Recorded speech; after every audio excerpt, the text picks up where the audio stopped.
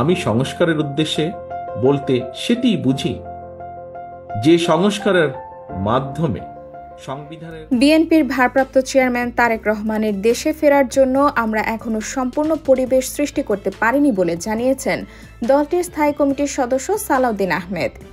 তবে ভারপ্রাপ্ত চেয়ারম্যান অল্প কিছুদিনের মধ্যে অবশ্যই দেশে ফিরবেন বলে আশাবাদ ব্যক্ত করেন। রোববার 5 জানুয়ারি দুপুরে 2 সপ্তাহের যুক্তরাজ্য সফর শেষে ঢাকায় হযরত শাহজালাল আন্তর্জাতিক বিমানবন্দরে ফিরে সালাউদ্দিন আহমেদ সাংবাদিকদের একথা বলেন।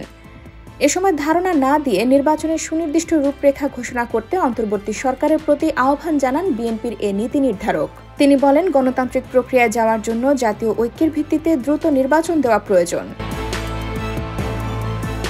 সাংবাদিকদের এক প্রশ্নের জবাবে সালাউদ্দিন আহমেদ বলেন, নতুন রাজনৈতিক দলকে সবসময় স্বাগত জানায় বিএনপি, তবে সেটা যেন কিংস পার্টির মতো সরকারের আশ্রয় প্রশ্রয় না হয়। সংবিধান নিয়ে এক প্রশ্নের জবাবে তিনি বলেন, সংবিধান কখনো কবর দেয়া যায় না, পরিবর্তন বা সংশোধন হতে পারে।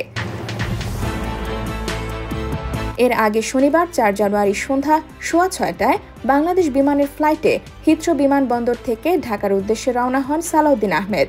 গত 20 ডিসেম্বর তারেক রহমানের ডাকে যুক্তরাজ্যে গিয়ে লন্ডনে বড় মেয়ের বাসায় ছিলেন তিনি। সফরকালে বিএনপির আগামী রাজনীতি, জাতীয় নির্বাচন সহ নানা বিষয়ে তারেক রহমান ও যুক্তরাজ্য বিএনপি নেতাদের সঙ্গে বৈঠক করেন বলে জানা গেছে।